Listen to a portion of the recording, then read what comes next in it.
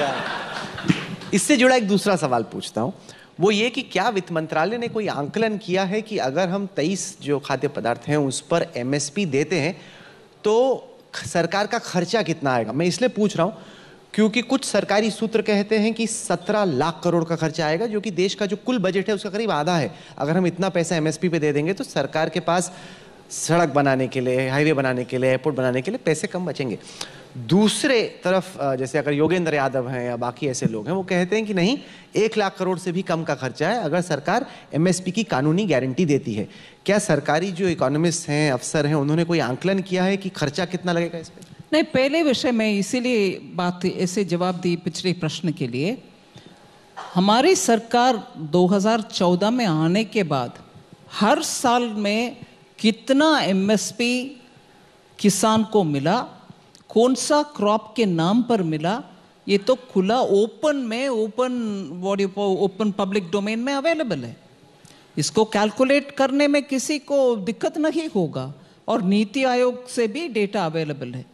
Compare करके देखिए, पिछला कितनी भी 10 साल 15 साल का सरकार एमएसपी में उनका परफॉर्मेंस से कंपेयर करने में आपको मालूम होगा कि कितने क्वांटिटी और कितने रुपया की खर्च इसके ऊपर हुआ है।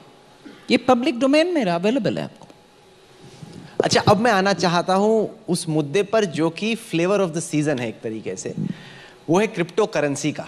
और देश भर में चर्चा चल रही है, हमारे दफ्तर में भी, कॉलेज में। आज मुझे कोई बता रहा था कि स्कूल में पढ़ता उनका जो लड़का है वो भी क्रिप्टो में पैसा लगा रहा है और लगाना चाह रहा है, और एक तरीके से वायरल हो रहा है ट्रेंड, क्रेज। तो देश के वित्त मंत्री के तौर पे कानून पे क्या होगा, ये उस पर हम बाद में आएंगे। मैं पहले आपसे जानना चाहता हूं निर्मला जी कि आप क्रिप्टो करेंसी को कैसे देखती? आप पिक्चर दिखा दिया उसका, आपके ऑफिस में आप है और बाकी सब भी हैं, कॉलेजेस के स्टूडेंट्स में इतना विस्तृत उपयोग में क्रिप्टो है, मैं आपसे समझ रही हूँ। जी, आप मुझसे जान रहे हैं? मेरे को लगा कि वो नहीं, आपके ऑफिस तक क्रिप्टो पहुंचा ये तो मुझे मालूम नहीं है। अच्छा। ये जरूर जांच का विषय है। जांच का? किससे जांच? आईटी ईडी से जांच तो नहीं करानी ना? जांच मैं नहीं करती कभी भी। ठीक है, आपने बोला जांच का विषय, आजकल जांच से सब डर रहे, पता नहीं कैसी जांच हो जाएगी। लेकिन नहीं, सवाल ये है कि इस वक्त बहस हो रही है कि क्रिप्टो करेंसीज को कैसे रेगुलेट किया जाए। जैसे चीन ने एक तरीके से बैन लगाया, एक वो रास्ता है। एल सैल्वाडोर छोटा देश है लेकिन वहाँ पे क्रिप्टो करेंसी को उन्होंने इजाज़त दी, तो ट्रेडिंग वहाँ पे स्टार्ट हुई। आप और आपके अधिकारी भारत में क्रिप्टो करेंसी के साथ क्या किया जाए और कैसे, इस सवाल को आप कैसे देखते? एक्चुअली परसों मंगलवार शायद राज्यसभा में क्वेश्चन आवर में इसके ऊपर विस्तार से, विपक्ष तो कुछ और कारण से हाउस में नहीं थे, ज़्यादातर रूलिंग पक्ष में से बहुत सारे एमपीस इस विषय में प्रश्न उठाया।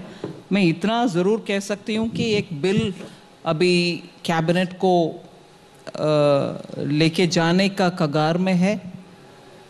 एक बिल था पहले हाउस में, वो ओल्ड है, उसके बाद दोबारा कंसल्टेशन करने के बाद अभी नया बिल ऑलमोस्ट तैयार है, वो जाएगा कैबिनेट के पास और कैबिनेट के क्लियरेंस के बाद में हाउस में आएगा, ये ज़रूर मैं कह सकती हूँ।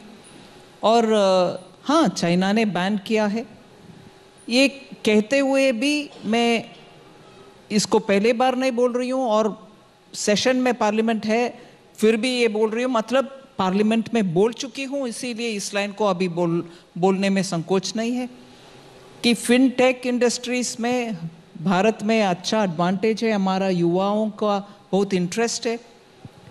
ये टेक्नोलॉजी के ऊपर बहुत सारे लोग का उनके अपने रवैया भी है। ये सब संज्ञान में लेते हुए ही हमारे बिल तैयार हो रही है। कुछ और एक्सपेक्ट कर रहे हैं? नहीं, मेरा काम है सवाल पूछना, आप उसका क्या जवाब देंगी वो तो आप ही को तय करना है। ब्लॉकचेन को आप कैसे देखती हो? क्योंकि मैं प्रधानमंत्री का भाषण सुन रहा था वर्ल्ड इकोनॉमिक फोरम के 4th इंडस्ट्रियल रेवोल्यूशन के दौरान, वो